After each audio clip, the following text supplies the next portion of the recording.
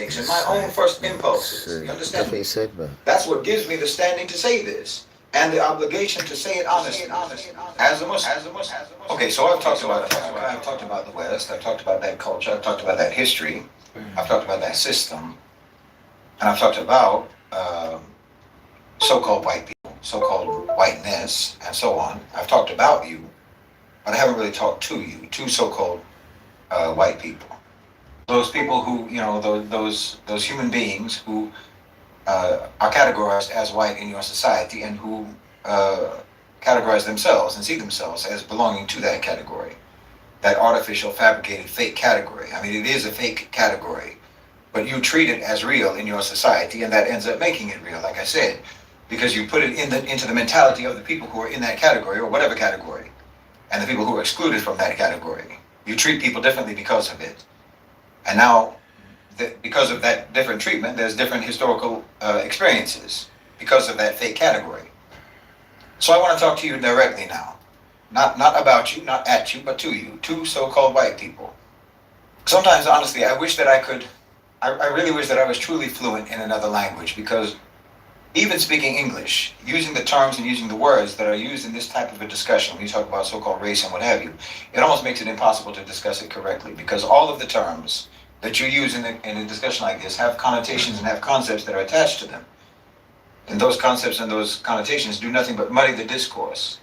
So you end up bringing the misconceptions and bringing the falsehoods the moment you use the words, the moment you use the terminology. Again, words like white or black or race or what have you. I mean, just using the terms indirectly or implicitly validates those concepts. And the language is very limited. So the most that I can do is to add so-called at the beginning and, you know, at the front end, to try to avoid the inadvertent validation on the back end. It's exhausting, subhanAllah. It's exhausting to speak of these things with any degree of accuracy or any degree of precision using the English language. It's very difficult. It's a minefield. But yes, I want to talk to so-called white people. And I can do that in a way that most people who make the types of arguments that I do make, most people can't do it. And I can do it for a very specific reason, because I am classified as one of you. I'm classified as one of you in your category. I'm Irish German, as I've said many, many times. I mean, I've seen people in the comment section inventing a black grandfather for me, or saying that I'm so-called mixed or biracial or what have you. But no, I have no ancestors that did not come from Europe. I know where my family came from. I know when they came over to America. I know my lineage very well, alhamdulillah.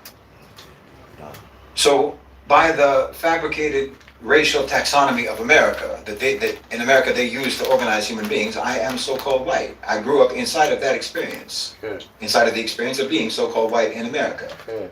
Also of being poor, which is not a fake category. Also of being the son of divorced parents, which is not a fake category. And obviously belonging to those, poverty and being a child of a single mother, that impacted my experience in that country as well. True. But again, even those experiences, I was treated according to the so-called white category. Okay. I moved through that country inside that category. That's the parentheses around my experience in that country. So all of the treatment of that category that comes with that category, the assumptions, the permissions, and so forth, I know what that feels like from the inside. Okay. Not as a tourist, not as a researcher, not theoretical, as a resident of that classification, you know. Resident. So I am from, and my ancestors are from, that continent that originated this whole culture. Right. From which the system emerged, the culture from which the system emerged. Right. And my family, as far as we can trace back, they were all farmers and peasants. They were serfs. Farmers and peasants. And obviously on the Irish side, they were colonized and brutalized by the British. But on both sides of my family, my ancestors worked the land. They were exactly what I talked about before. My ancestors were farm tools, just like what I talked about. That's right. And I have no doubt that my ancestors probably slept alongside their goats and their sheep and their pigs, right? Just like what I said. How are you doing that to the boy? Your family's history. This is why they're coming for you now. We never slept with none of our livestock here, sir. Right? We was being naughty boys and naughty girls. This is why Father put us next to you. And then when we come next to you, we see you sleeping next to your bleeding livestock. We said to you, our Father says not to eat pork. You said, what are you about? Our Father says to put salt and pepper on it. Excuse me? Who is your father? Well, you know who our father is. Who is your father? You know who our father. Who is your father? Tell me. Oh, we're not allowed to tell you. So why support him if you're not allowed to tell me your damn father is? I'll tell you who it is. It's Lucy, that Luciferian, you damn tramp. bad choice, right? You should have said somebody like style and grace. Now look at him. Now look at the tramp. Now look at him. Anytime he wants to do something, he puts you at the front. He puts you at the front, and you get in trouble. Now look at you. You never know which way to run. You're running 7 different ways. No, come here. Running is finished now. Come here. Answer for your footprints, what you keep leaving behind. You damn tramp. Emerged, the culture from which the system emerged. And my family, as far as we can trace back, they were all farmers and peasants. They were serfs. Mr. Bodyguard. And obviously on the Irish side, they were colonized and brutalized by the British. But on both sides of my family, my ancestors worked the land. They were exactly what I talked about before. My ancestors were farm tools, just like what I talked about. Well, mine wasn't. And I have no doubt that my ancestors probably slept alongside their goats and their sheep and their pigs. Oh, yes. Just like what I said. Thanks for your honesty. Your family's history is my family's It's history. not mine. Oh, yes. You know, I think that my parents were probably the first generation of my lineage who ever even became city dwellers. No. Our whole history, your whole history, Not ours. is a lineage populated by very rough and struggling people.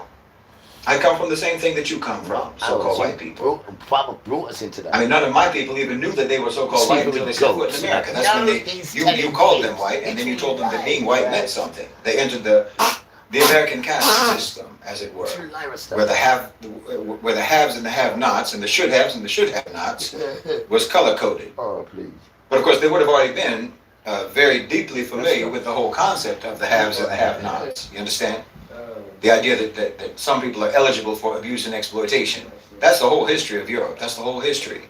Except that it was usually on the basis of who could or who could not impose their will through brute force and coercion. I know. Not on the basis of complexion. You know, having a pale complexion didn't benefit my ancestors in Ireland in any way whatsoever, nor my ancestors in Germany, in the countryside, under the control of different clans and whatnot, the church, rich landowners and what have you. But for whatever reason, once they got to America, their complexion became a factor. It became a factor in their living conditions and their experience in that country. And again, everybody just goes along with it. Everybody just goes along with it because they're not used to fairness or justice or humane standards or treatment or behavior or what have you. They're not used to that. We are used to eking out our existence, surviving amidst deprivation, exploitation, and the feudal system, misery, and oppression. That's what we're used to, deprivation. Taking whatever you're given or taking whatever you can get. That's the history.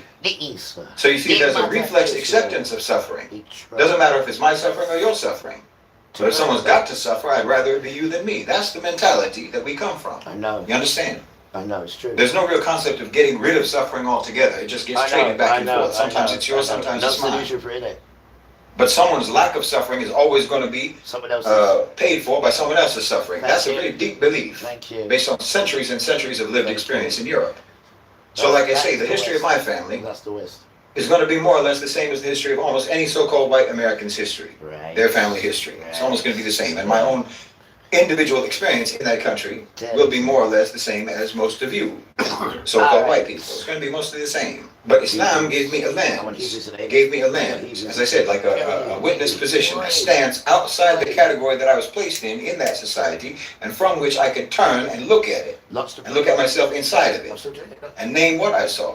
And what I saw was extraordinary in its ugliness, and that's a fact. That's an objective fact. And that's what you hear me talk about. That's what you hear me talk about. And I call it what it is. It's ugly. It's inhuman. It's violent and it's primitive. That's what it is. But understand, I am not taking a holier-than-thou position. Okay? I'm not scolding you and wagging my finger at you like I'm above all of that. No. I say all that as someone who has that ugliness in him. I'm not standing outside and accusing you of something that's foreign to my own experience. It's right here inside me too. Right alongside with you. Yes.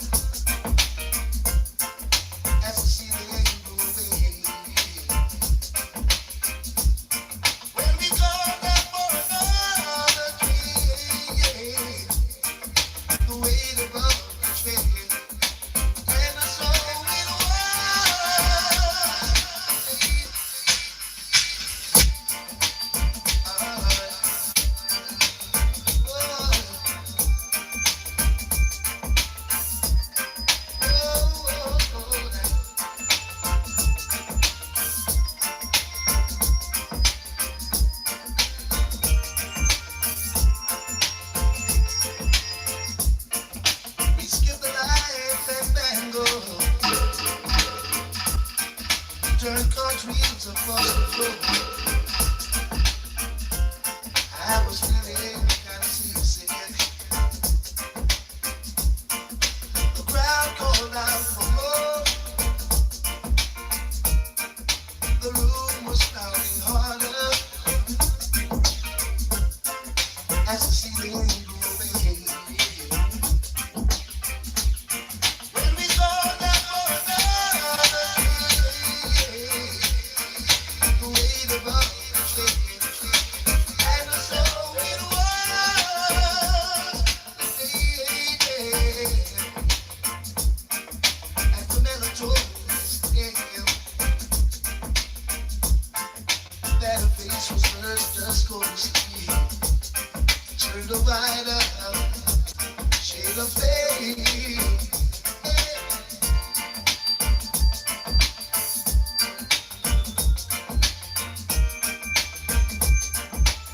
Oh, oh, oh.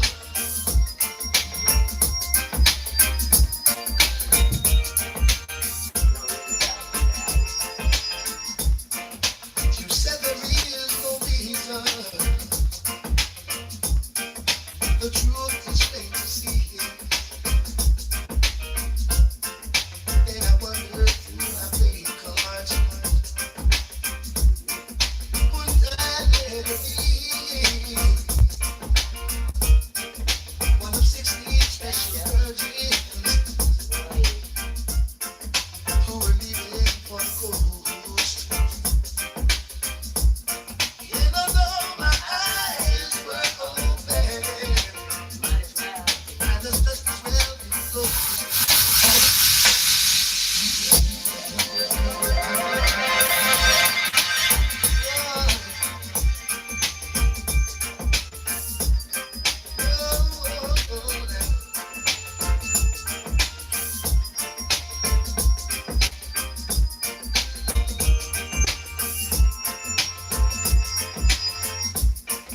We skip the lights and bangle, turn cartwheels across the floor. I was feeling kind of seasick. The crowd called out for more. The room was pounding harder as the ceiling grew away. When we called out for another drink, the weight above the train, and so it was.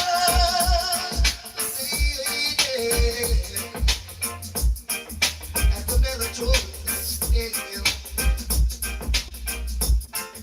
that her face was first just going to sleep. Turned a wider shade of fade.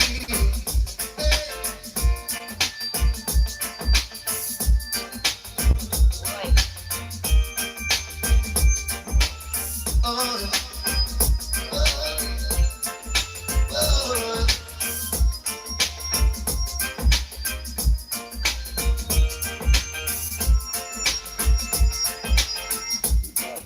You said there is no reason. The truth is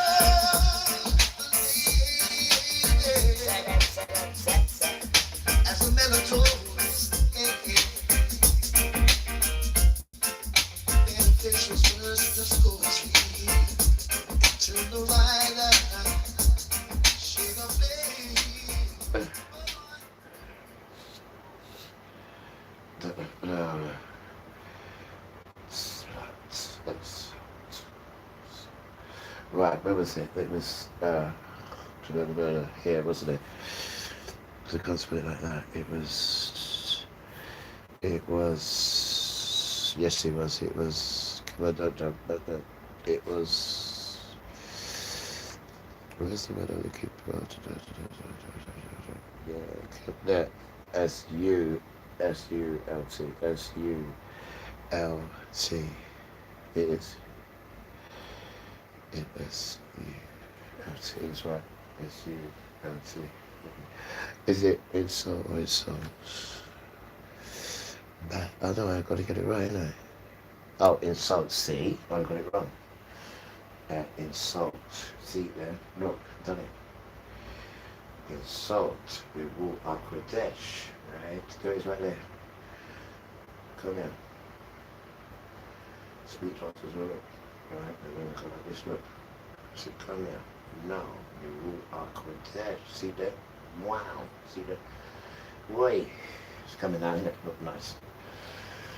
Look nice on it. Come to do. Come here. Right. Look at the British now. The pretty. You see the British? The pretty. See the British? The British. No, pretty talking about. See the British? Weird. Right. Coming nice in it. Look at this. Cha. What can I say? The British and the Hebrew touch. That's what you get. British and Hebrew. Nice in it. You see? The British and the Hebrew. Do.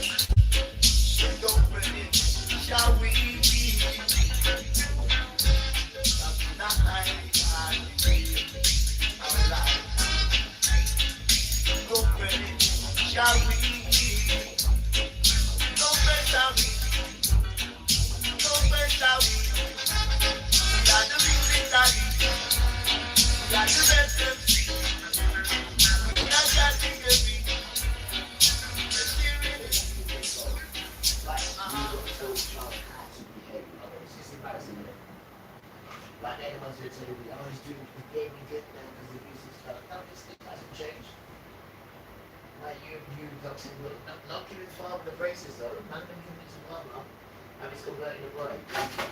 You know, maybe it's the fear of their sister. Do I look like I'm fighting your sister? Do I look like I'm scared of your sister? It's your sister we're after, as you can see. That damn system. That protection. Whatless sons. Whatless. You know they're whatless, man. Them sons are whatless right now. Them sons are an absolute joke. It's like a king without an emperor. It's an absolute joke, and you have to honour these fools. You honour them. We honour father and good children. You can honour them fools and be frightened of them idiots who've already got their graves written upon already. In every book you see. It's even written in red as well. Their names, Esau and the crew. Yes, no. I have no idea. I'm in us. Time to Super Bowl, innit? The Super Bowl. Why, guys, weird. I take a look, I'm gonna say what up people. Good evening, welcome and hi.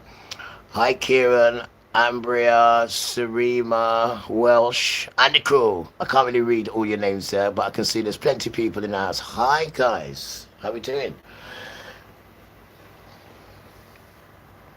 I use his name. Jesus said to say good evening. And I hope you're doing nice, right? And I hope you know that. It's only weak sons he's looking for. Sons who have weakness. Just like all men. I don't believe you. Well, go to Romans 7:28. One line. That's what it says. I'm looking for high priests. Not priests. Not popes. Higher. I'm looking for high priests. Sons who have weakness. Like other men. I don't believe you. I'm going to tell you one more time. Hebrews 7:28 as the time. Go and have a look. And then take off the arm of I want to be a bad boy and just be yourself then. Then you can be accepted. I know I told you this. He still wants to be He-Man. Forget trying to be He-Man. You damn fool.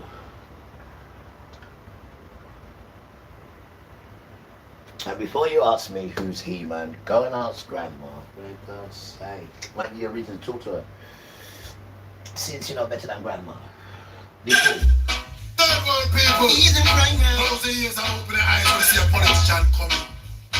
But they're speaking alongside what to say. You know he's a child of Satan, innit? Right? Because children of Satan don't listen to their parents, right? Otherwise him and father would be best friends, because he was the top son. That fool there. That bald-head dreadlocks was the top. So remember these things. So he's not stupid, Satan. And they're not talking about Satan. We will though. Yo, don't forget to know. That bald-head dreadlocks here used to be brown skin. Don't forget these things. Well, sorry, he still is. Because father didn't take his complexion. Don't forget these things, guys, because they lie to you all the time. People, those years I open the eyes to see a politician coming. But they're speaking alongside what to say.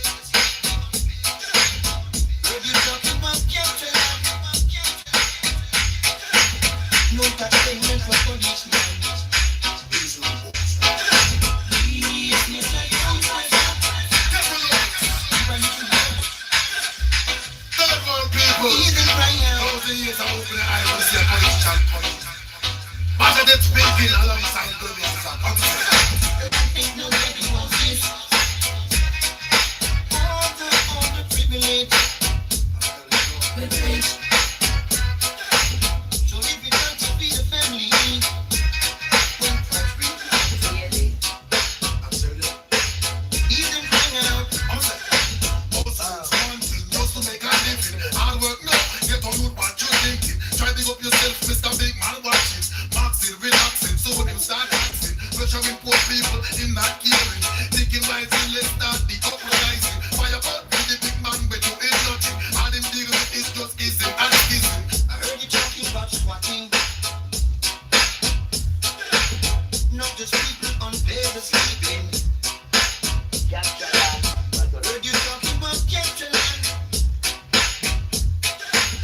No that statement for policeman.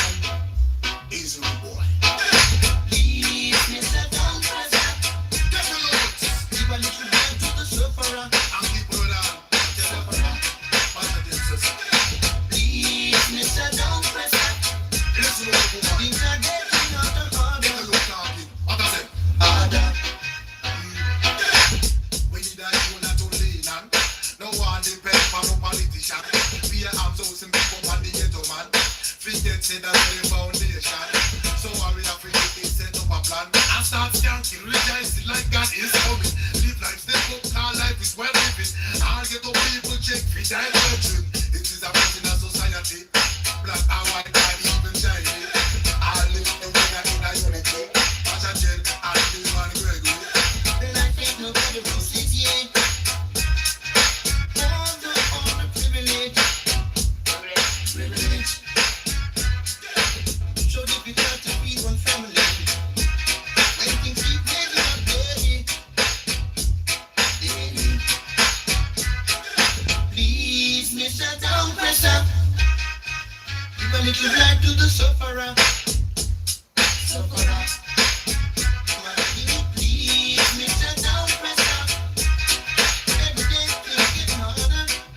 So hold it harder. Hustling's one thing just to make a living. Hard work now, get on you what you thinking. Try big up yourself, Mr. Big Man, watch him.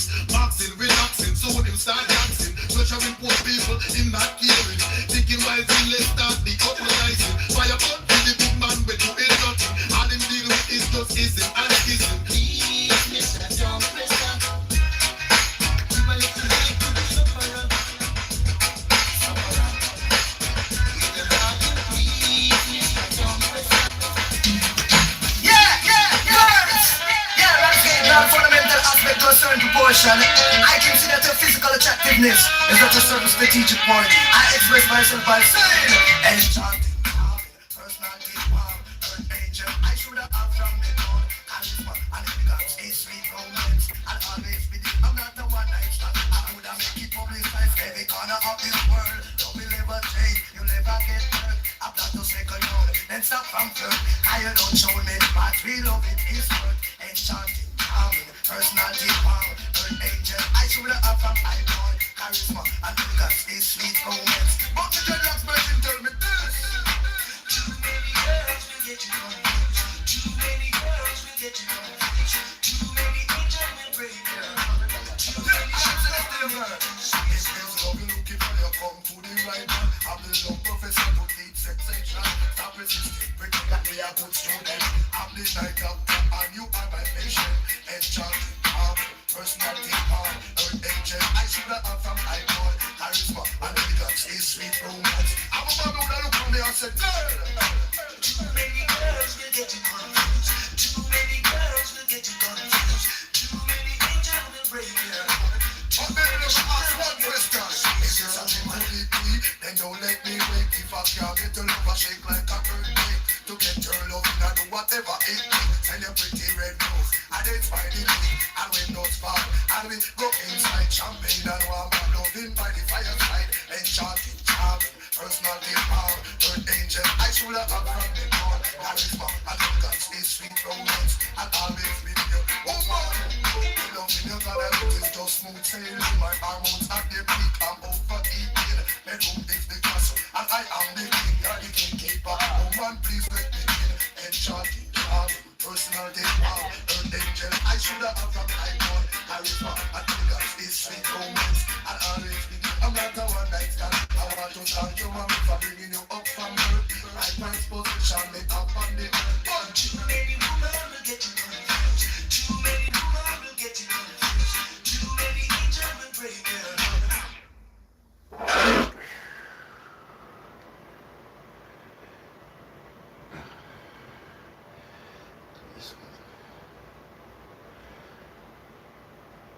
Yeah, it's correct. This is what my what am I doing now? I don't know. Sometime late at night, I lay awake and watch her sleep.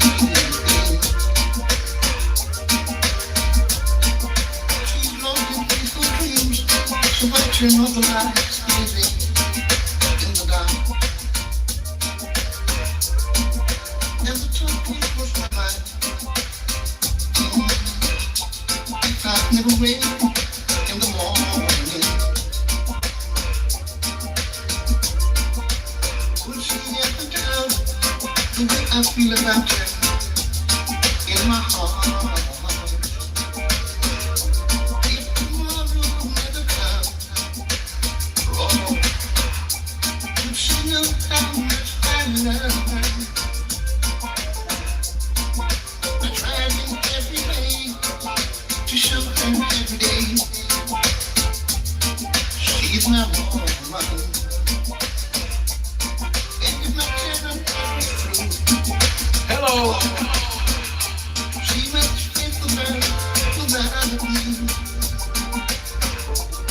The love I gave her in the past, will it be enough to last if tomorrow never comes? Sometime late at night, I lay awake and watch her sleeping. She's longing for dreams, so I turn off the lights, baby, in the dark. And the talking crossed my mind. If I never wake in the morning, would she ever doubt the way I feel about her in my heart? If tomorrow never comes, oh, would she know how much I love her? I tried in every way to show her every day she's my woman. And if my children are true, oh, she makes me feel better without me. The love I gave her in the past, would it be enough to last if tomorrow never comes? I've lost loved ones in my life who never knew how much I love them. Never lived for regrets, and not true feeling for them. Never will be. I make a promise to myself, Lord, and say each day how much it means to me. Think upon the circumstance, but there's no second chance to tell her how I feel. If tomorrow never comes, Lord, would she know how much I love her? I tried in every way to show her every day she's my only woman. If my time was never through, Lord, she must spend the world without me. The love I gave her in the past would be enough to last if tomorrow never comes. To tell that someone that you love is what you're thinking of if tomorrow never comes. How much less pressure do you think he would be judged who has children who decide of other people who show no respect, people who, okay, people who,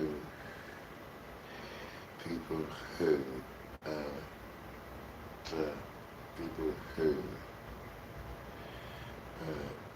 people who show no respect for those polite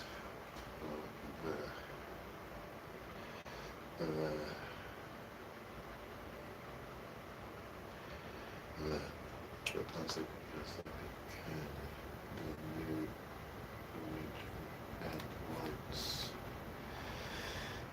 sanctified their righteousness, and now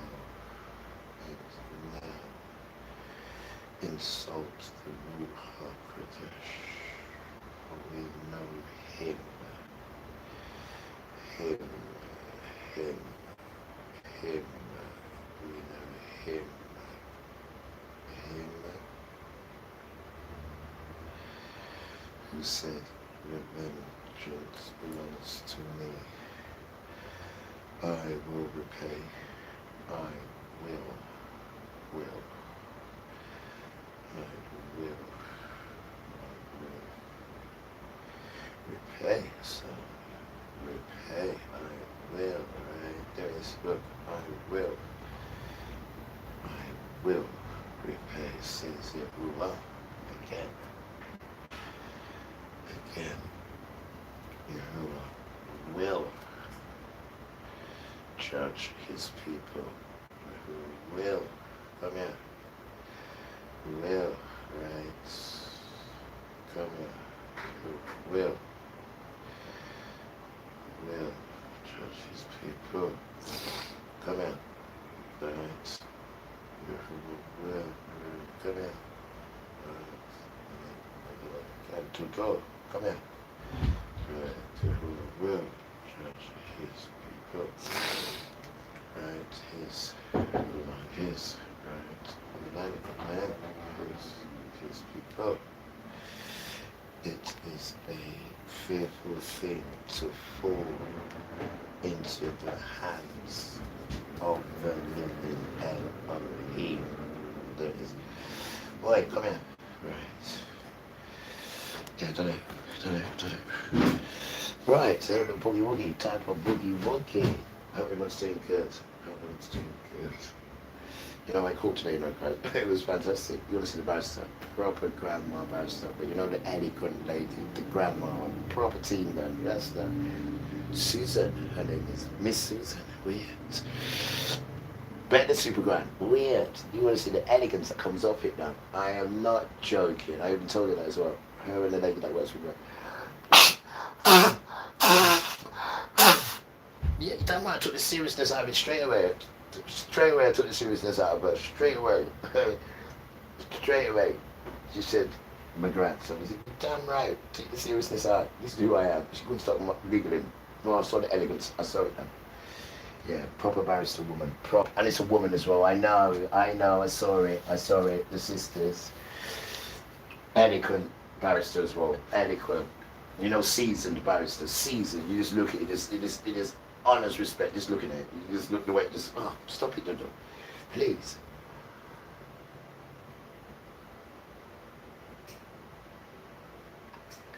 Both sisters. And they command respect. You can see it the way they do their thing. You can just see it straight away. Wow. Susan, that's what your name is. Susan. I'm sorry, I know who you are. Damn right you do, miss. Just stop it. All right, Satan. Right. You can't be nice.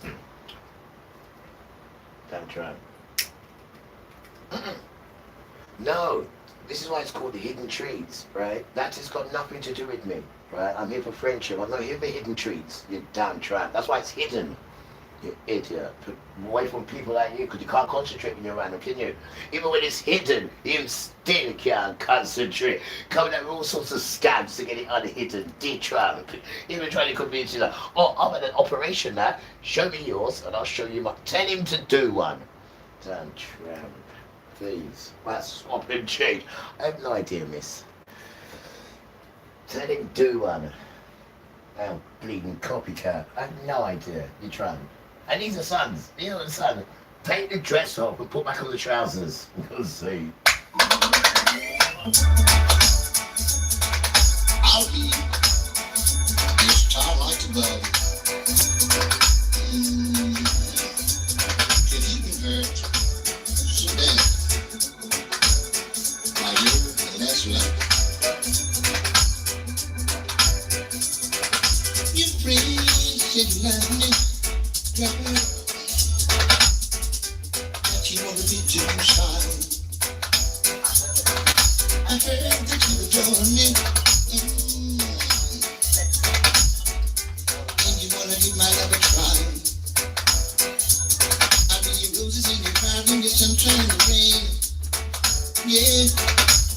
I be the one to drive away the pain. So darling, don't you worry, I'll be in a hurry, yeah. So you won't be hurt again. I've been in love, yeah, many, many times before. And for the sickness, believe me, girl, yes, I surely got the cure. So darling, don't you worry, I'll be around, yeah. Though your ex-boyfriend has put you down, I'll be around, man. Believe me, you'll be the one to wear my crown. I'll be rich, Oh, come on, water. so you will see, I'll rescue you. You won't get drowned. It's a pity that you left me, girl. And you wanna be too shy. So don't you worry. No. I want the teardrops from your eyes. I read the roses in your crowd and the sunshine in your rain. Yeah. I be the one to drive away the pain. Anytime there's trouble, I will be around. Believe me, girl. Though your ex-boyfriend has put you down, so tell me that you love me and there's no one else above me, girl. 'Cause I've got the cure. Tell me that you love me and there's no one else above me, girl. You're the one that I adore. Really, what you got me? And I really, really, really, really love you. Yeah. They need to come on now. So tell 'em I'm love now.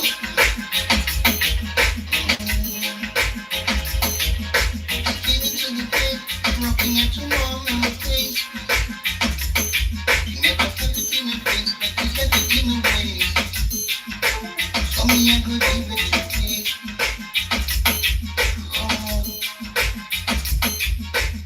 she was young, singing it free. And I really like her hospitality.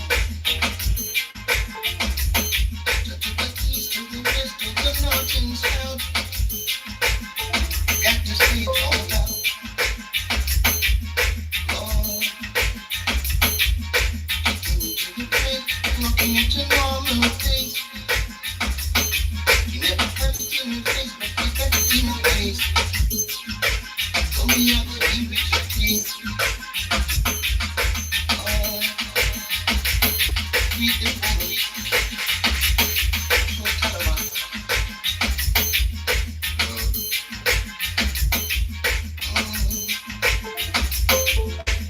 to the east, to the west, yeah. To the cuts about the rest. I can't say no, I've got to say yes.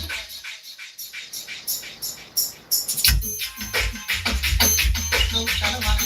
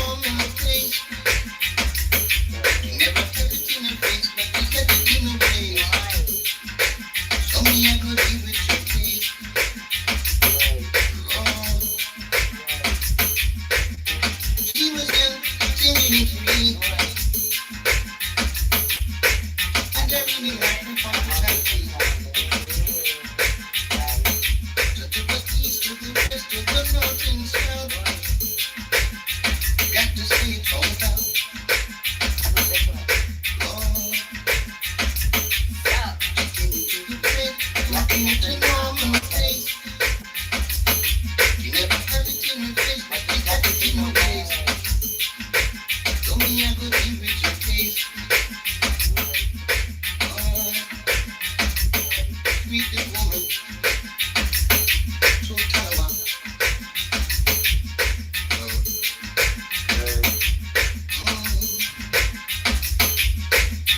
To the east, to the west, yeah.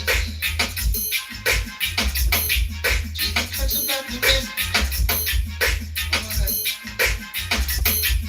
I can't see no, I've got to see that.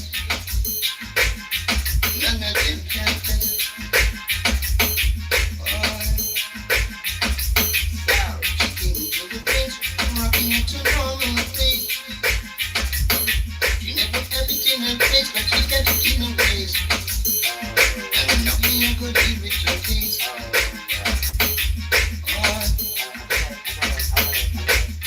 She was young, thinking free. Oh no. And I really liked her hospitality. Don't you didn't have the beautiful face. Give me a good deal with her face. When I get it, give me a good deal with her face. So comfortable, sweet and woman, so cute.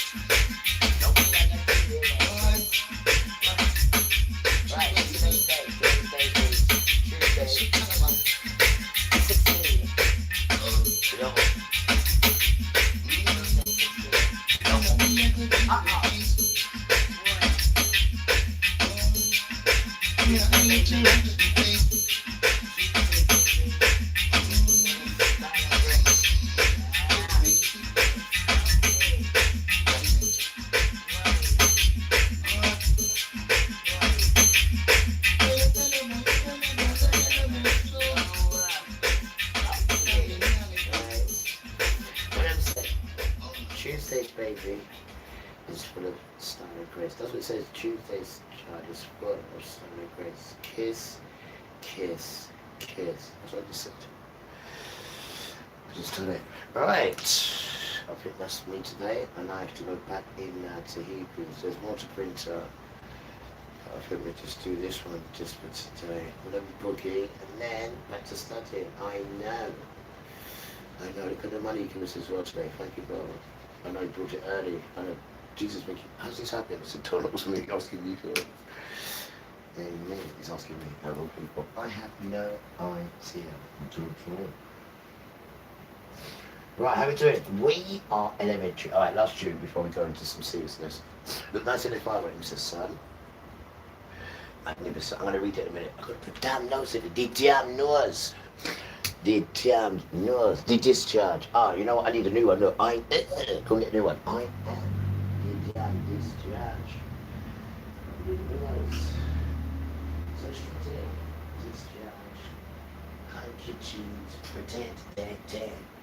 You see my daughter says you're doing it. That's it. Stop it. I don't. That's the. Look, it says you take application. I promoted you. I said, really? He said, yeah. You got the. I didn't give you his name. You're damn right. It's in the Bible. It's in Deuteronomy 5:11. Yes, it is. Stop lying. Damn right it is. So you don't forget it, son. I'm keeping you my name. That's what it says. And if you do anything, I will not hold you guiltless. So what? No pressure. No pressure, son. That's what it says, miss. 5:11. May 11th. That's what it says. So, we want to do this dream of preacher and dream of a real preacher as well.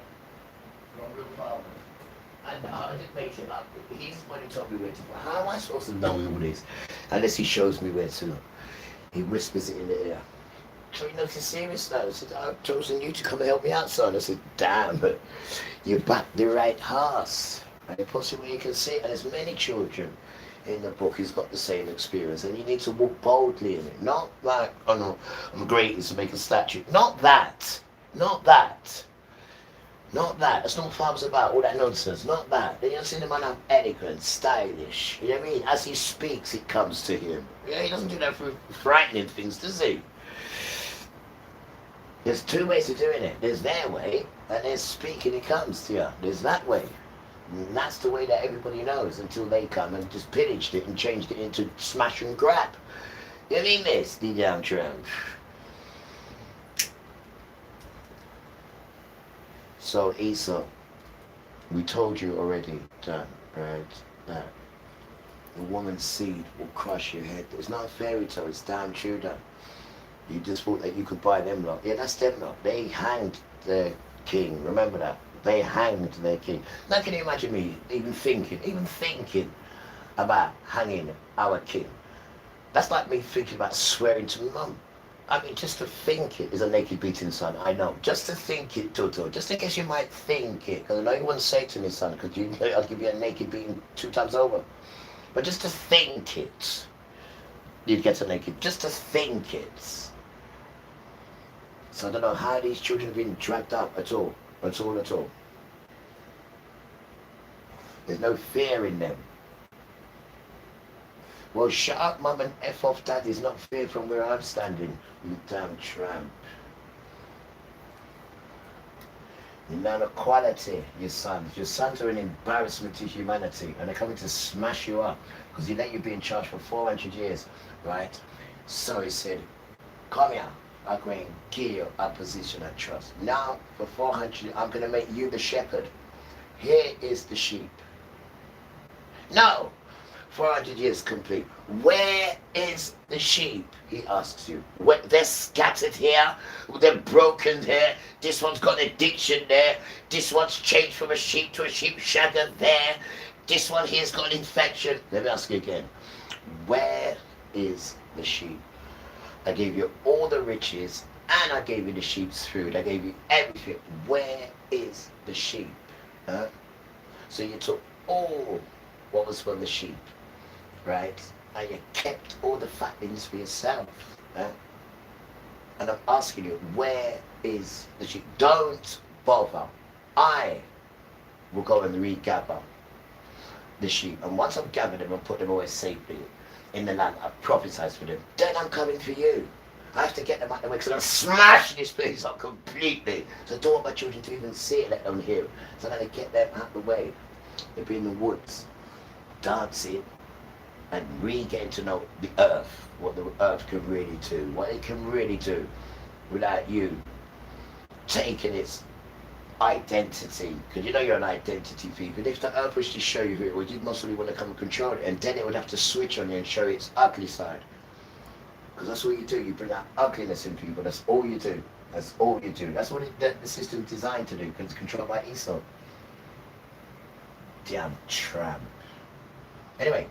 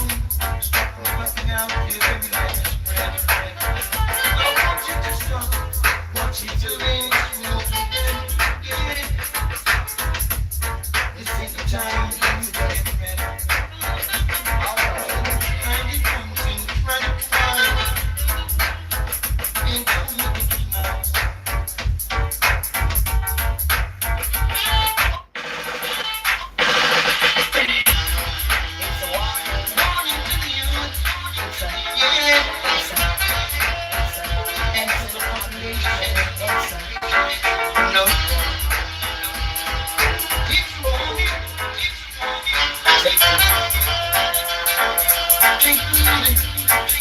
You just play the regulation.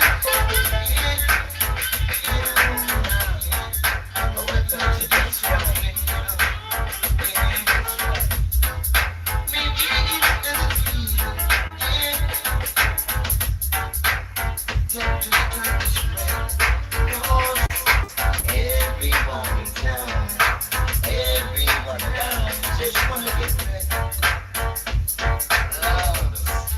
So you better stop what you doing, smoking, yeah, yeah. Stop from popping out your every day. I want you to stop what you doing, smoking, yeah. It's not time to get ready. I mean,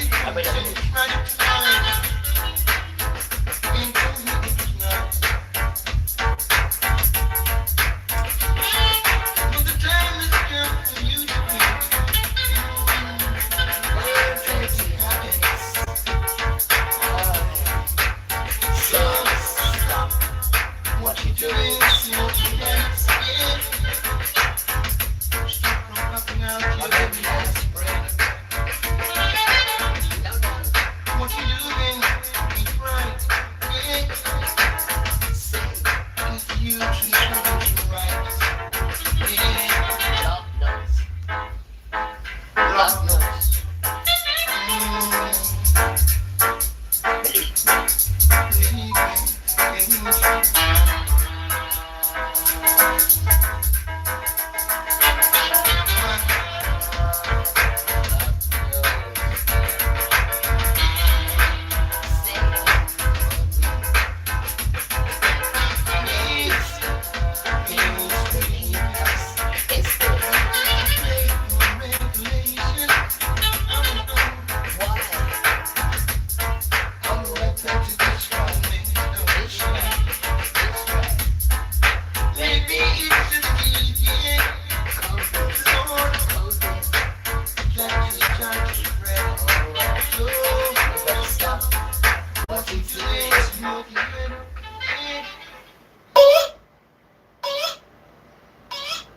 Yes.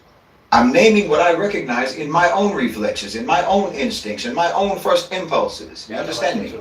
That's what gives me the standing to say this and the obligation to say it honestly as a Muslim. The only thing that makes me any different from you, the only thing that makes me any different from any of you is Islam. Not because Islam removed all of that ugliness from my character or from my psyche or from my instincts, no, but because Islam lets me see it, lets me recognize it.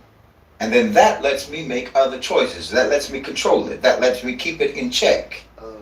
So I don't just act like the feral, primitive descendant of Europe that my unchecked reflexes would otherwise make me be. Do you understand me? So that's what we're doing here. That's what I'm talking, that's what this talk is. This is not a lecture at you. I'm not lecturing at you. I'm a witness speaking from inside the same body of experience that you have, pointing at the things that I think we will both recognize. Okay. If we're honest enough to look and speak about it honestly. True. But before I describe what you are, Okay. and what I'm keeping in check to the best of my ability as a Muslim, I need to say something that most people who make the kind of arguments that I make never say to you. And I know that you need to hear this. I know that you so-called white people need to hear this, because one of the constant traits of so-called white people is the need for self-exoneration. But in this particular case, it's actually true, which is that you did not choose this. You did not choose this. True. Which is why I always say that your culture has let you down. Your society has let you down. Your so-called civilization has betrayed you. Yes, it has. Because nobody said, nobody told you, nobody asked you, here's the operating system that your culture is about to install in you. Do you want it or not? Here are its features. Here are its bugs. Here's all of the ways that this operating system is going to make you less than a fully functioning, healthy, civilized human being. Do you still want it or not? Nobody asked you that. Nobody gave you the option to review the terms and conditions before they pressed install into your psyche. You know, all of the traits, and they are genuinely ugly traits, they were pressed into you before you ever even had any capacity to evaluate them and decide if you wanted to have those traits or not. By the time you were old enough to think, they were already the way that your whole brain, your whole mind was organized, like furniture in a room. It's already been arranged. You had no idea it was even furniture that could be moved. You thought it was part of the architecture of the room. You understand me? Sure. You know, like a furnished apartment or something, where the furnishings are all nailed down. Your brain lives in a furnished apartment. Now, I'm not giving you an excuse, mind you. This is not exoneration. It's just factually true. You did not get to decide into which culture you would be born, into which land or which country. You didn't get to choose to be born within or not within the centuries-old, millennium-old continuum of Western European American barbarism. But you were born into that, and so was I. So no, this does not exonerate you, but it should, inshallah, help to make you less defensive and more objective. Be less defensive and more objective and honest, you know.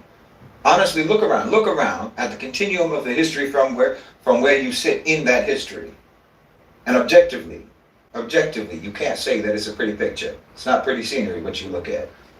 And defensiveness is one of your primary dysfunctions. Yeah. So you need to try to disable that and try to be honest without taking what I'm about to say personally. Yeah. I mean, I already know what many of you say, what you already say, and what you will say. Oh, you're generalizing, you're overgeneralizing, Brother Sheen. We're not all like that. Not all Westerners, the not all Westerners argument and whatnot. Okay? I already know every response. I already know every response that you're going to give me in the comment section. I already know because the reflexes are predictable. And like I say, I'm from you people. Like when I say that Westerners cannot be honest, that they cannot engage genuinely and sincerely with us. That's a blanket statement. Okay, sure, but prove me wrong. True. Show me I'm wrong. Show me, demonstrate to me that I'm wrong. Because every time you come into my comment section to try to prove me wrong, all you do is fit the stereotype to a T. You deflect, you misdirect, you engage in whataboutism, you lie, you pretend that an exception disproves the rule. And of course, you're the exception, right? You're always the exception, but you're not. And the way that you engage just demonstrates that you're not. True. And you act like a judgment that is based upon centuries of continuous patterns of behavior. And so few exceptions to those patterns of behavior that it's just a rounding error. You act like that's the same as your generalizations that you make about others that are based on just a handful of examples and limited anecdotal experience, or just completely uninformed opinion where you don't even know what you're talking about. Sure. Like these two judgments are equally valid. No, that's disingenuous, and you know that it is. And you're only saying that because you are reflexively defensive, like I said, and you want to believe that your exoneration is possible. And somehow it's my job to assure you that your exoneration is possible. But listen, and I've said this many times, I've said it many times, you are from Bani Adam, you're from the children of Adam, just like us, and as a human being with a fitra, and that fitra, that innate nature, is oriented towards good, as it is for all human beings. You deserve better than what your culture gave you and what your culture made you. Your culture let you down. Damn right. It gave you instincts optimized for predation, and then interpreted those predatory instincts as virtues. It gave you a fixation on violence, and it made you think that violence is what strength means. Yeah. It gave you the inability to see beyond yourself and only be selfish, and they call that individualism, rugged individualism, or what have you. Right. And it made you completely terrified of all your other fellow human beings, and you called that terror security and wisdom and pragmatism, or what have you. And it told you at every stage that this was simply what human beings are, that this is human nature. No, it's not. Not what they made you, but what you are.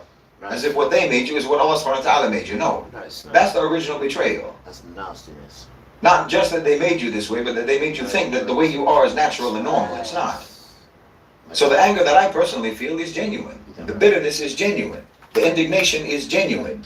Because we, collectively, the descendants of Europe, collectively, we have been completely double-crossed by our own ancestors. Damn right. And I would invite you to feel that same sense of betrayal, because that anger, if you properly direct it, that's going to be one of the few tools that you have, that one of the few tools available to you to do the work that you have to do. The work of looking honestly at yourself and at what you have been made into, naming it precisely, and deciding whether or not you want to keep on operating according to that programming that you never agreed to, or whether or not you're going to start the long, uncomfortable process of trying to deprogram yourself from all that. And again, I'm talking as someone who has had to go through this. Not just had to go through this, but who has to actually actively scrutinize and analyze and interrogate my own strangely Western instincts, my own peculiar, strange Western reactions all day, every day. Like I said, I'm not here claiming that I'm cured of all of the maladies and all of the dysfunctions from my lineage and my heritage and the culture that I was born into. I just have a mechanism, alhamdulillah. I have a mechanism, I have a lens, I have a toolkit for dissecting it and preempting it and putting it in check because of Islam, alhamdulillah. No, I'm as primitive internally as any of you. And I don't claim otherwise. I don't claim otherwise. Everything that I say about you applies to me too. Yes, it does. Of course it does. Internally. And that's why it has to be strictly managed and controlled. Which is not something that you will do. It's not something that you even can do properly if you don't even recognize it as primitivity. I mean, I'll give you an example. I'll give you an example. And every Western man, every Western so-called white man will know exactly what I'm talking about with this because this is how we are. This is just how we are. Think about how you would express how much you love the people in your life who are the closest to you, your wife, your children, your family, what have you. Think about how you would express that, the most instinctive way that you would express that, how you would describe the depth of what you feel for those who you love. Be honest. Because you and I both know that the first thing that your mind jumps to is the extent of the violence that you would be willing to commit for those you love, what you would do for them. The way that we conceptualize, the way that we quantify how much we love someone, our wife, our kids, our family, is built around violence. What you would do to anyone that hurt them, what you would be willing to destroy on their behalf, the extent of the retribution that you would bring. I would kill for my kids. I would kill for my kids. I would destroy anyone who messes with my family. Isn't that right? There's nothing I wouldn't do, and the very specific nature of that nothing is always violence. You understand me? So the means of expression of maximum love in this cultural tradition of so-called white people is the means of expression of the capacity for violence. I know this because it's in me. That's in me. That is genuinely how I myself personally, how that makes sense to me emotionally. You understand? Not as something that I thought through, as a reflex. That's my first reflex, as the deepest register of feeling. You understand? The most accessible language that I have for the intensity of my love for my family is the scale of the carnage that I will unleash in their defense. Okay, that's peculiar. That's peculiar. That's not universal. It's peculiar. Most human cultures across the world, across Asia, the Muslim world, Africa, Latin America, and so forth, they articulate deep love through the language of sacrifice. You understand? What I'm willing to give up for you, what I'm willing to endure for you, what I'm willing to lose of myself for you. Suffering on your behalf as the evidence of love, not the capacity to cause suffering to others, the capacity to absorb suffering because you love someone so much. Their mind goes to sacrifice and our mind goes to massacre as a way of expressing love. You know it does. You and I both know that that's exactly how we quantify that. Now the difference between these two manners of expression isn't trivial. One manner of expression is rooted in myself, my power, deployed on your behalf against your enemies. That's where we come from. That's the type of environment and the type of culture that we come from. The other means of expression is about you. My self-diminishment in service to you. You understand? The first one is really still about me. It's about my power, about my capability, about my ferocity. You're just the prop. My love for you is the prop. It's the opportunity for the expression of my strength and my violence. Because strength means violence in Western culture. They're synonymous. It's just you.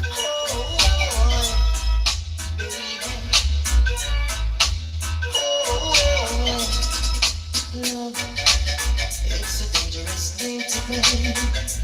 Win or lose, I got to do it my own way. Love, it's a dangerous thing to play. Win or lose, I got to do it my own way. 'Cause I've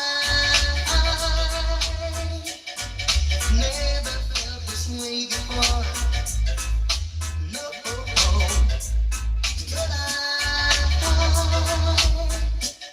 Just let you walk straight through the door and begin to see you leave like this. Girl, your love I miss, I'm lasted by your kiss. I don't want you to understand this, girl. Love, it's the dangerous thing to face.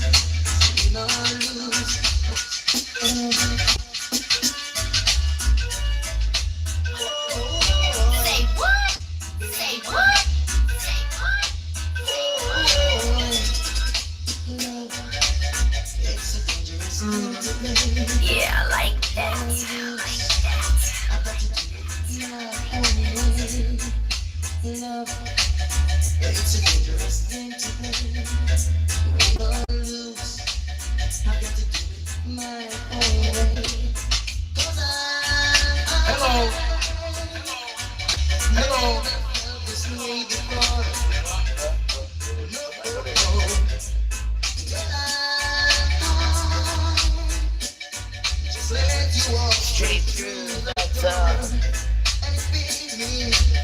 See it. Like that.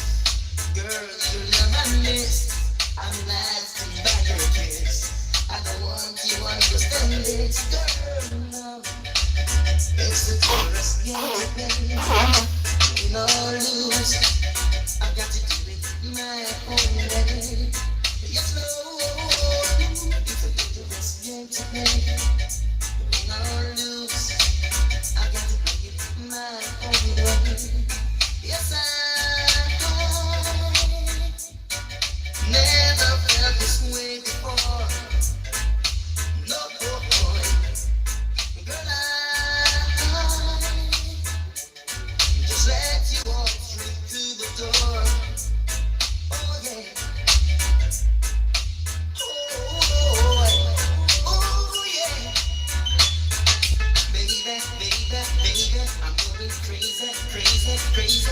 'Cause love, it's a dangerous game to play.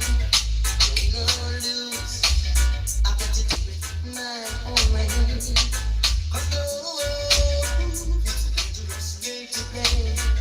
Win or lose, I've got to do it my own way. Yes, I can't believe where you leave it. No, baby. I can't believe that you're leaving. Oh no. It seems to me just like a dreaming. Yeah, baby.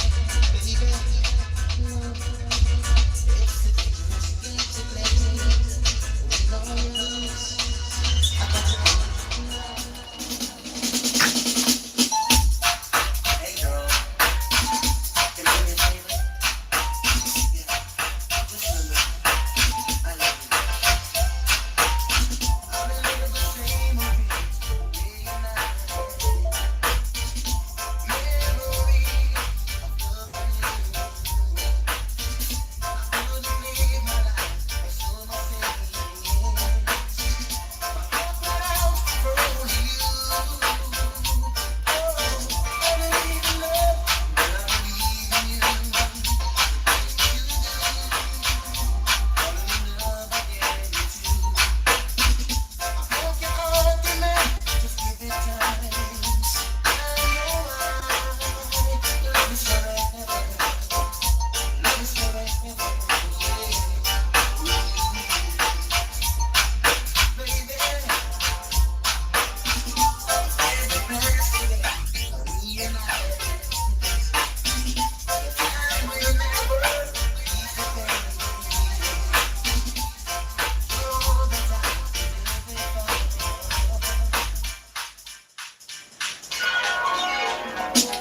Super DJ.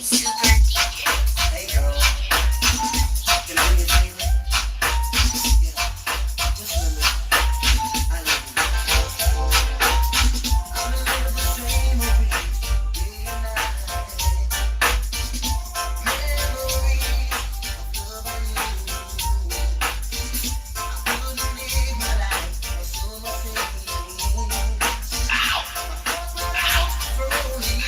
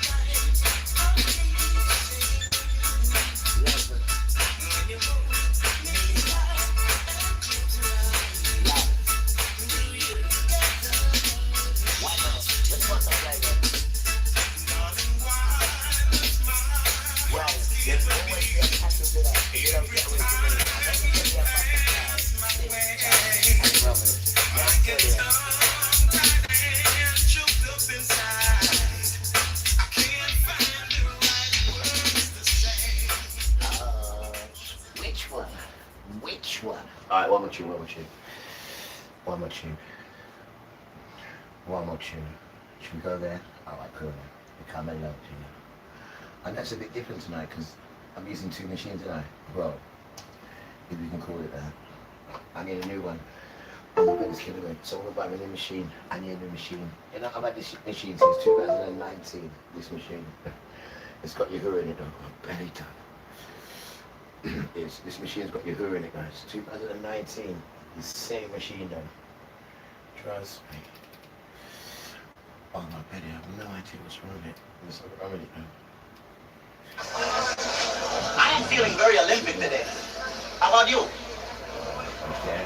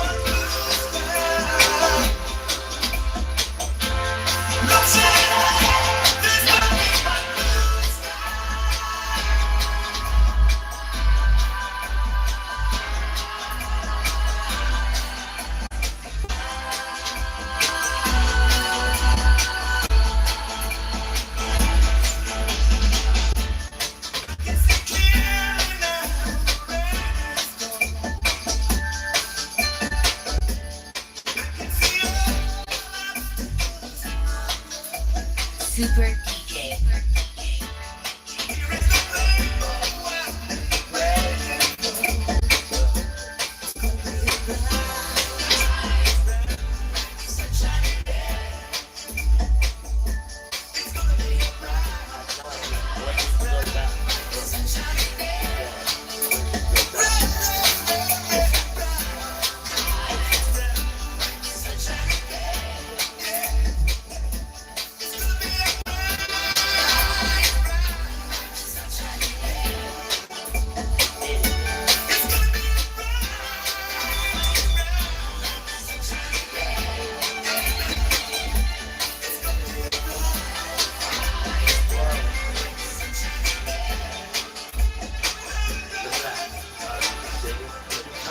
Child. Look at that. Look at that. The touch of this child. You better just dig up my foot. I know. One touch and I got that people. Hope everyone's doing good. Hello. Oh, hope everyone's doing good. Hope everyone's doing good. I mean it. Hello. Hope everyone's doing good. Right, let me just go in for a quick second. Change the vibe, Right? But in the second means of expression, you're the point, not me. I'm the instrument in that other expression. This isn't a small. Dedication to all those who like common sense, and dedication to all those who are seeing that we've been lied to, and dedication to all those who are trying to find themselves.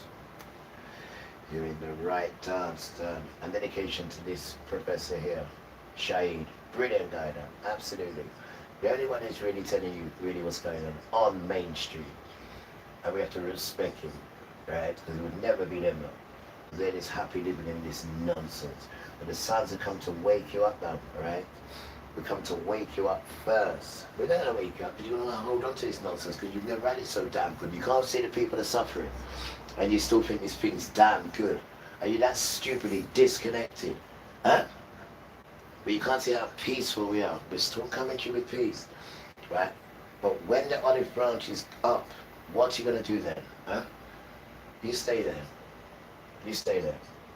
Difference. This is the difference between a culture whose highest emotional expression is still organized around domination. Domination. It's still organized around domination and violence, even in the domain of love. To vulnerable people. And then No, just normal people. Other You cultures make where the highest people emotional vulnerable. expression No one's is vulnerable. organized around giving, around sacrifice. There's no, these are not equivalent. The Trump.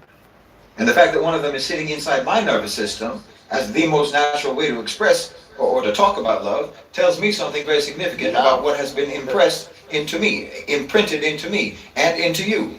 What This is where we come from. What love is. So yes, when I tell you that you're savage, Material, that savage. the West is savage, That's I'm not not the excluding case. myself from that diagnosis. So Well, am I. he's calling himself a savage as So well. am I. That's brave. I'm as primitive as I they am no come. The savage. difference is that I know it. You can put the banana I know it and I on reject savage, it will still be a I can hold banana. a mirror It's up not to the going West to because I know change how I it. look in the mirror. Hey. You understand me?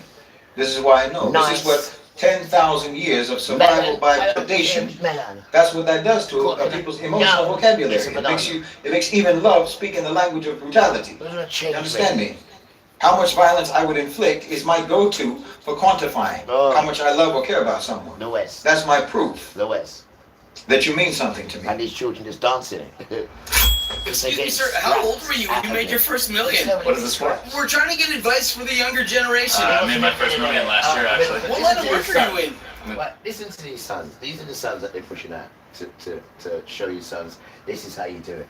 How did you make your first millionaire? Listen to this stupid advert. Listen to how pathetic it is. Listen to it.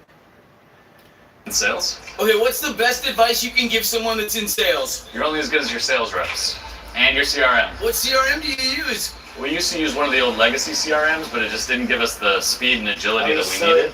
So then we switched to Monday CRM and sales started flying. Why is the CRM so important? Well, no specific CRM can make you a millionaire, but if you want to move fast in today's world, you need a CRM that doesn't hold you back.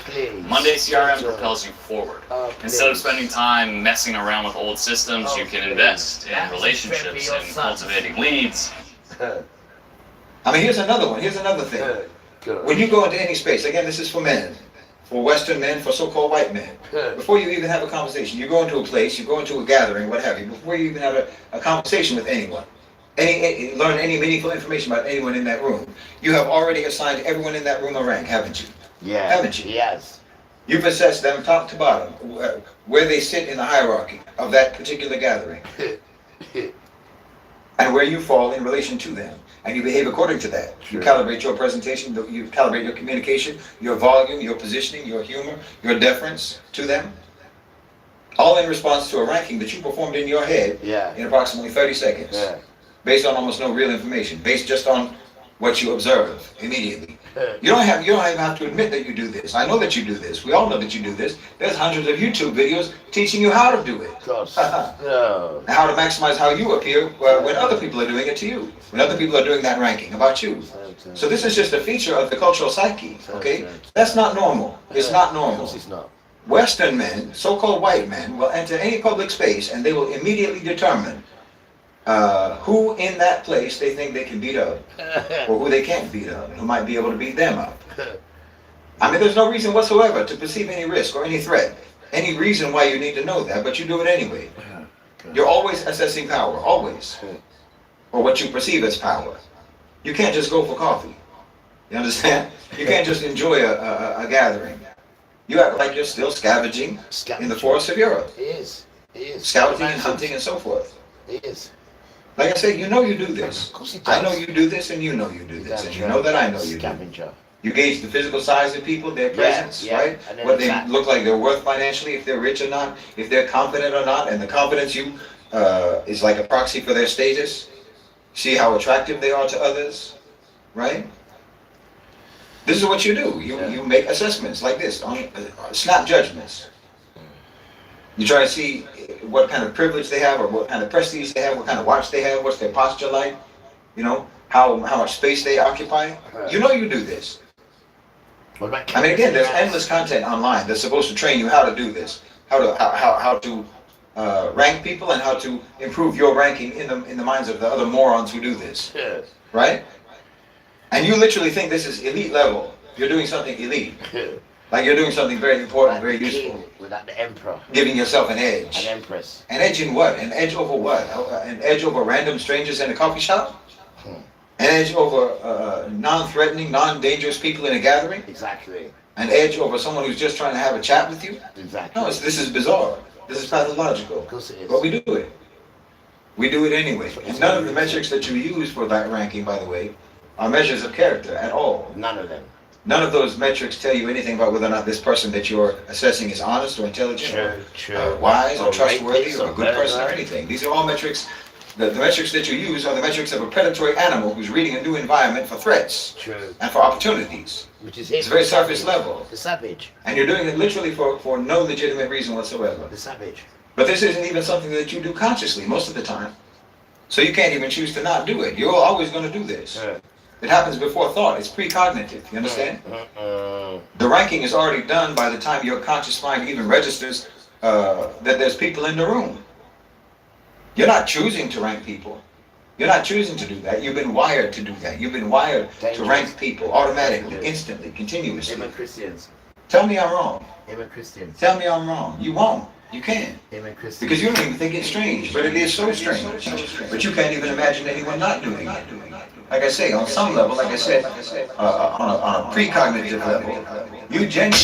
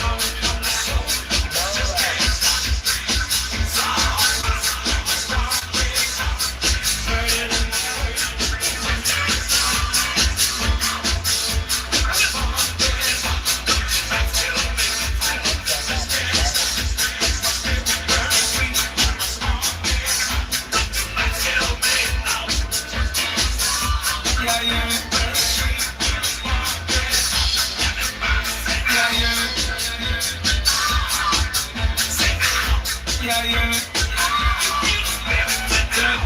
Dirty,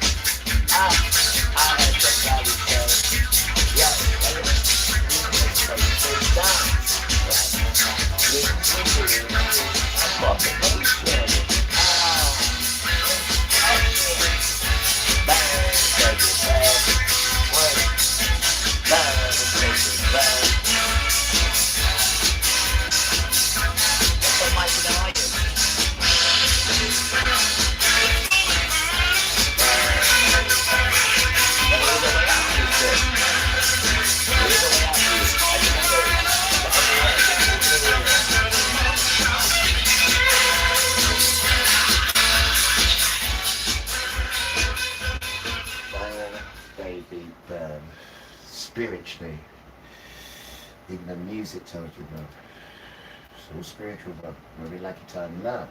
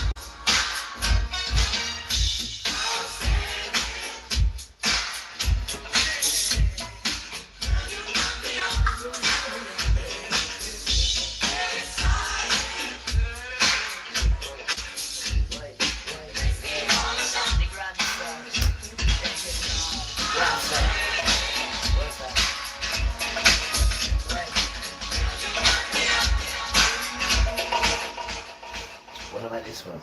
Dedication to Esau and firstborn. Playing vex come firstborn. We didn't tell you firstborn had birthright. Didn't tell you, didn't he? He didn't tell you that it wasn't just him and Jacob that was disputing over birthright. He didn't tell you it's all of the firstborn have this special birthright, apart from all yours. That's why you vex now. That's why your brethren fear of ribs there. Chuck him in the river. Who? Firstborn. By the time he finished his sentence, he get vexed. He just chuck all of them in there. Just chuck. What about the girls? No. The women shall live. The daughters shall live. But not even the first one. All of them. Just chuck him. He'll get vexed. But don't forget to give your birthright. Yeah, he says, I've got birthright. I just take everyone else's. So I've noticed, and you put it in writing as well. So I've noticed. What are your presents, E? What's over here? And people so foolish to give you. Yeah, because you set them up. You set them up, bro. That's why you can take everything and write this nonsense. Anything they got, I can take. Because it's your birthright. That is not what birthright is. You get birthright from your parents. You don't just make up birthright, you damn sausage. Miss, what I eat ya? You just begs you, it's like you want to chuck us in and put us in the bottom of your pot. I'm glad you did, mate. Because there's no Western in me, mate, and there's no Western in the rest of the children that will soon be leading the way, as you know. The 144 multitude. There's no mix in them at all. There's no mix in them at all. None at all in those 12 tribes. There's not one. He wouldn't allow it. Why do you think he says first male ladies are mine? Take him. He's got his plan. Oh, also first livestock, mine. Excuse me, he wouldn't be saying that if he didn't have a plan, would he? He wouldn't be saying these things if he didn't have a plan. And these children have to go through long suffering and hardship. So when you go through these things, it will let me know if you love me or not. Because when you go through hardship and that, it's me giving it to you. But if you're going to go against me because you're suffering, then I know you don't check for me. It's him doing it all the time. I'll only give you hardship and long suffering. I'll only give you that. I will not give you sickness, and I won't let no one kill you. I have to test you, I have to make you strong. This is how I make you strong. Long suffering. It's in there with all the beautiful words. You'll always see long suffering in there, and you'll always see hardship. Always. That's how you grow. That's how Hebrews grow Hebrew. And when you do wrong, they stone you. If you got stones, they stone you back. And when that stone touches you, whatever part it touches you, it falls off. Because the Bible puts the strength in the stone, and if that stone touches you and you've been a hand, whatever it touches, you feel to fall. You're like, guys, I mean, we have no idea about these spiritual powers. Because all we know about is the flesh, right? But we don't know that everyone has spiritual powers, because we are all spirits, we're not flesh, man. It's only one day Father said, boy, you know what? Them beautiful spirits, I want to treat them. I'm going to put them in flesh and keep the materials. And then Satan said, nah, we're too big to go in flesh. And that's how all this nonsense started.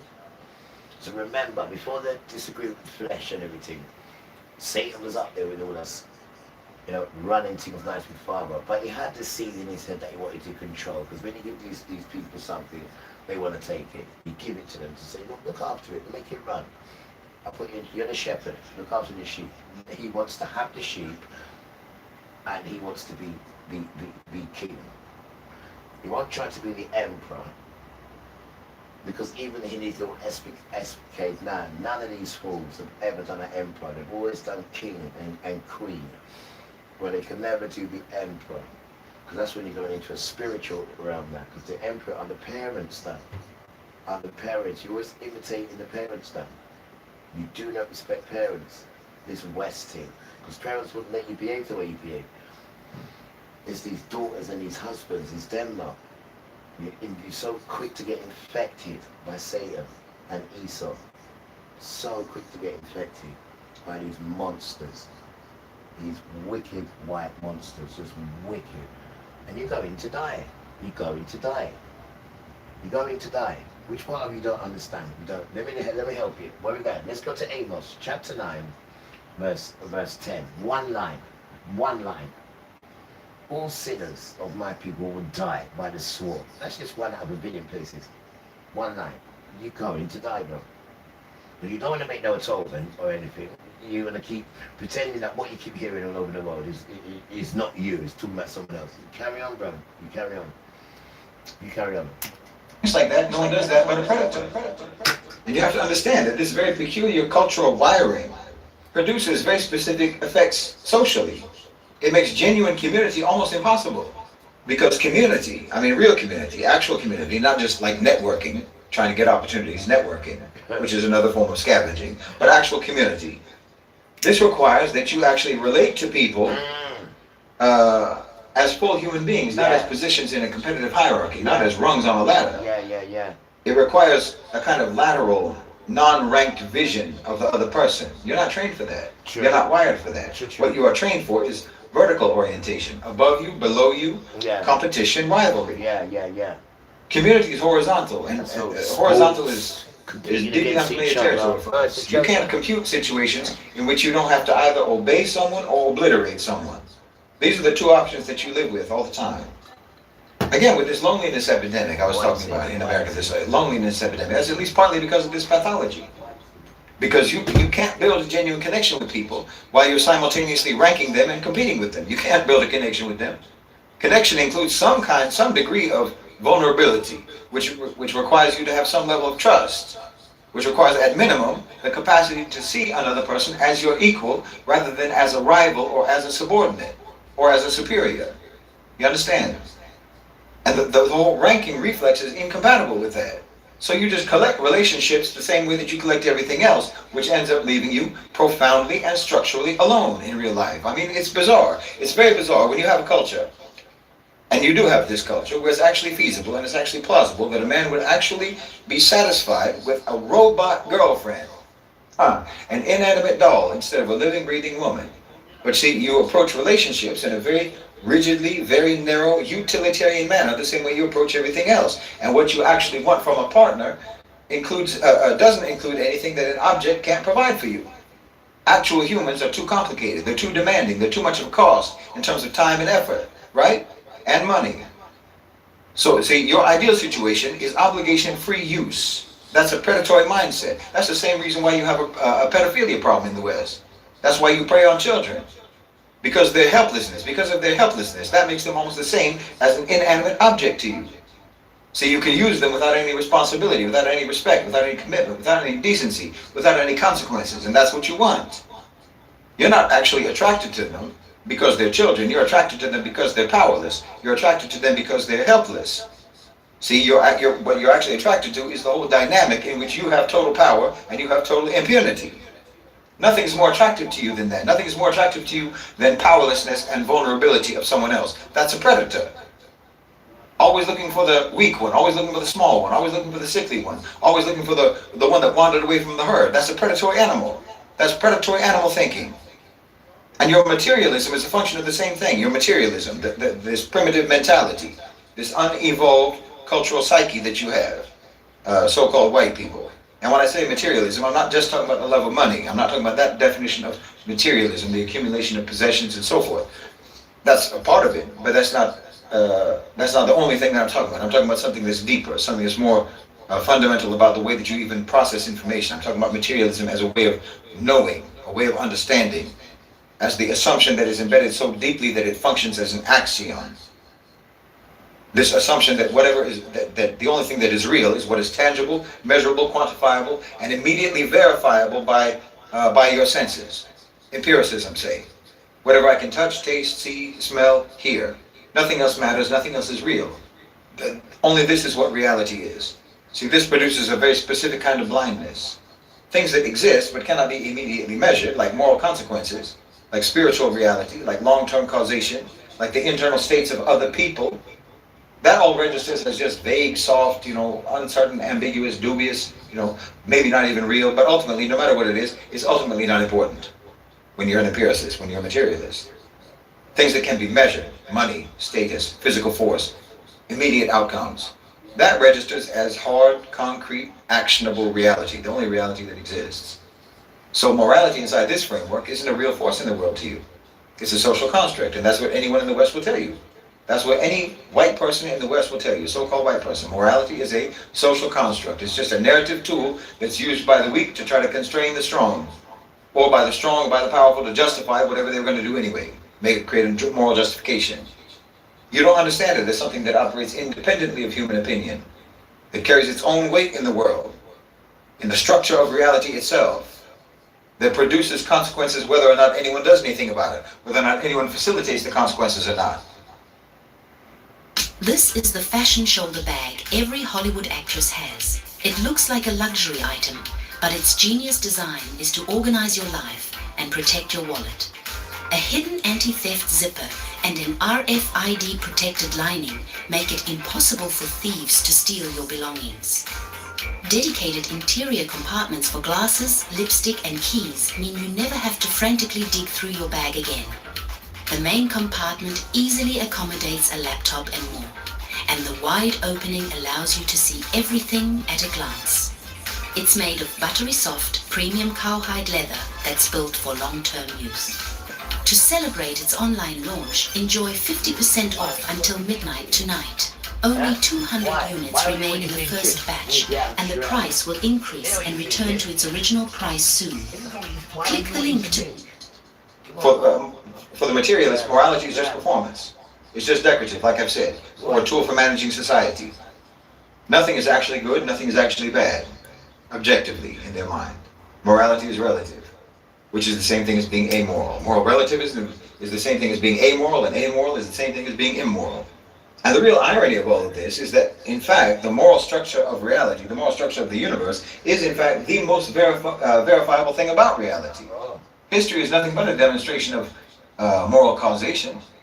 Every empire that was ever built on injustice and immorality eventually collapsed under the weight of its own wickedness. That's a fact. True. Every community that made exploitation, every state, every society that made exploitation the basis for their prosperity, eventually ran out of things to exploit and they turned inward, which is exactly what's happening to you now. Yeah. You understand me? The moral law is not hidden, it's everywhere. It's everywhere. And it is the most consistent pattern in all of human experience, in all of human history. But the materialist can't see it. The Westerner can't see it. The so-called white person can't see it. Because it doesn't fit their framework. And their framework is precognitive, like I said. So it does all of the filtering. It does all of the filtering before any evidence can even reach their conscious mind. Yes, brother. Yes. So morality looks like naivete to you. The people who tell you that there's going to be consequences for your actions, they look like they're delusional idealists who themselves don't even have the power to impose consequences on the consequences that they're warning you about. Anyone who insists on taking a principled position, regardless of the immediate outcomes, looks like they're just completely impractical. They're delusional. If anyone talks to you about the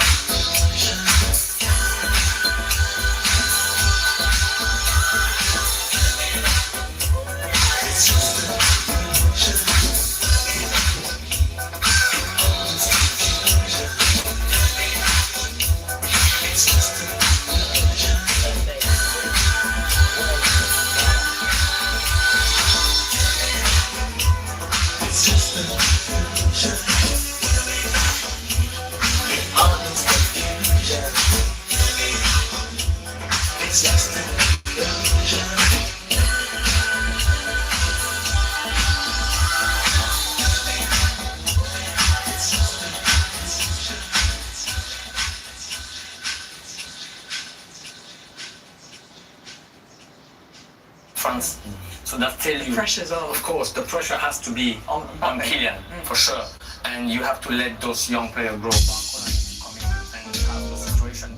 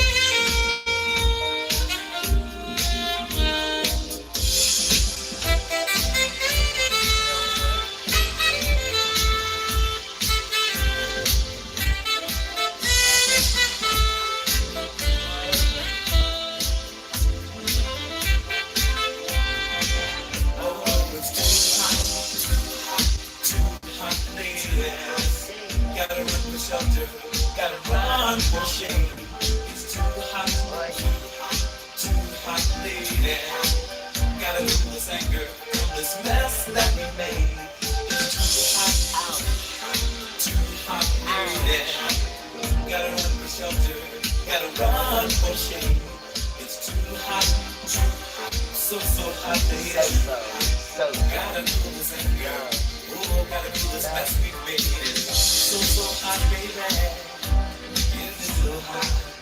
just can't take it.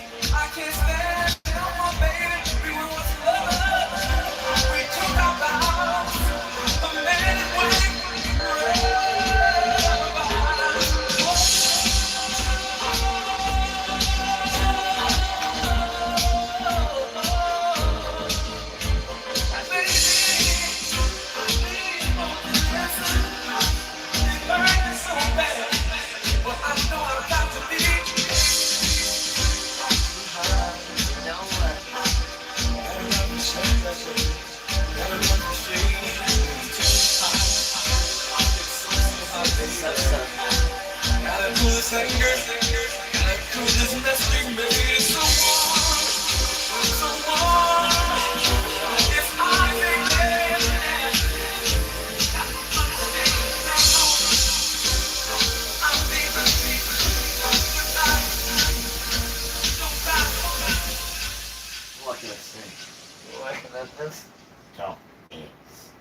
Right, marking out the British, the good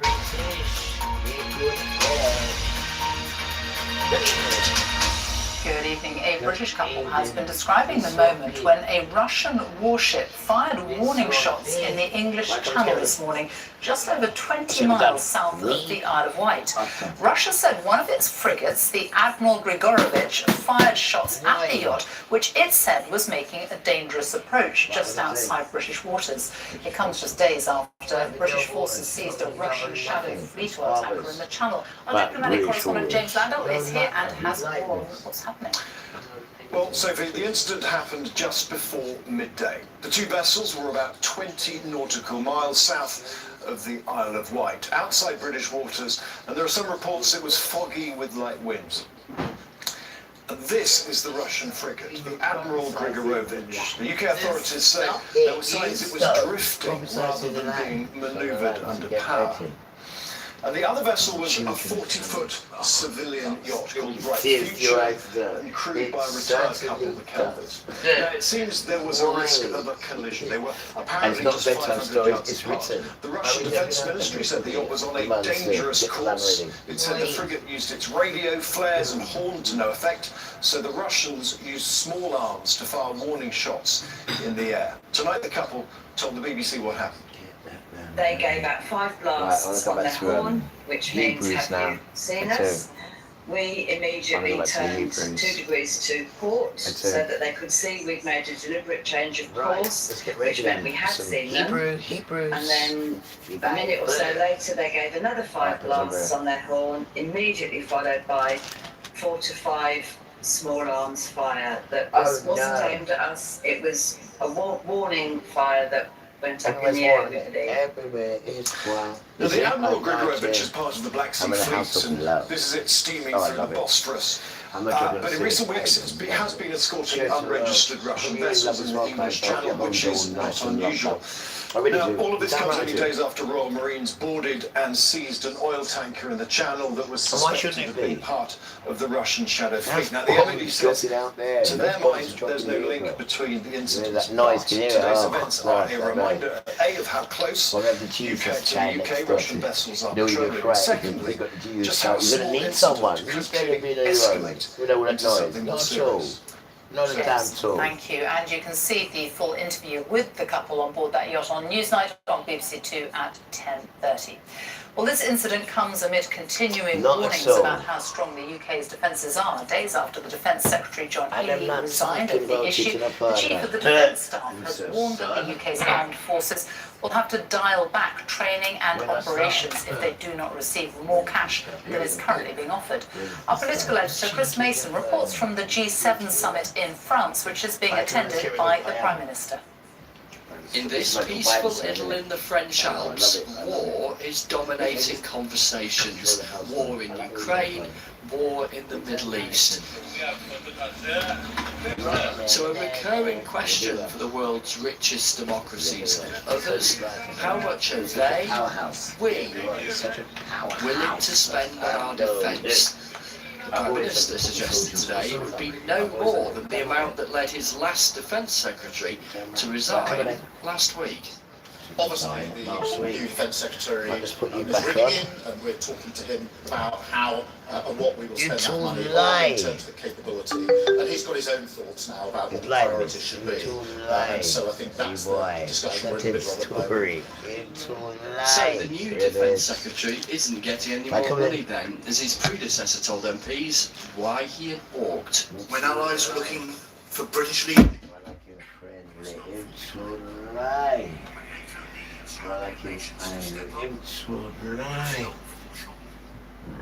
Excuse me. Roy. The bat wins. I caught it though. I didn't caught it. I caught it. Right, what we're doing now, we're going to put you in here. And then that's half the bat's winner. Half of the bat. Cool. How's that? Getting there. And that's a little wonky in it. I need to get you. It's got to be straight in it. You know it's not. And damn spirit. This spirit. Come here. Right. Come here. To come if nothing changed. We will have to dial back our activities and our exercise and operational activity if the level of resource funding that is available to us does not increase. Now, that is still to be debated and decided. Back among world leaders, the Prime Minister claims he's taken hard-edged decisions to find more money for the military after significant increases already. His meetings here are a constant reminder that national security is one of the biggest topics of our time. Chris Mason, BBC News, at the G7 summit in Evian. President Trump has criticised Israel's Prime Minister Benjamin Netanyahu for the way the conflict with Lebanon is being handled. Donald Trump told reporters at the G7 summit that too many people had been killed, and he urged Israel to be more responsible. Now, I'm not happy with the way Israel has handled themselves with Lebanon and with Hezbollah. They should have been able to do the job faster. It just goes on forever. And when that happens, it throws a negative light on the big deal, and that's the deal with Iran. Gary O'Donoghue is at the White House. And Gary, unusually sharp words for Israel from Donald Trump there. Yeah, Donald Trump's irritation with Benjamin Netanyahu has been growing. And now it's probably at its worst than it has been in a long, long time. He had confined his annoyance to sort of private phone calls, including some expletive-laden ones a couple of weeks ago. But now really it's bubbled over. And that's because he thinks the actions of Israel in Lebanon threaten to derail this deal with Iran that he's got, which is part of the agreement and doesn't involve Israel from withdrawing. He made the extraordinary suggestion today that perhaps Syria could go into Lebanon and sort out Hezbollah then, which would be really an unthinkable thing to do. Now, Israel gets $3.8 billion every year from the US. That is up for negotiation before the election. That could be a huge point of leverage for the US over Israel. Bear in mind, Sophie, the British ambassador recently here said probably the only special relationship the US has is that with Israel. That may be under extraordinary stress at the moment. Thank you. The driver of the car was crashed into the grounds of a school in Wimbledon 3 years ago, killing two 8-year-old girls.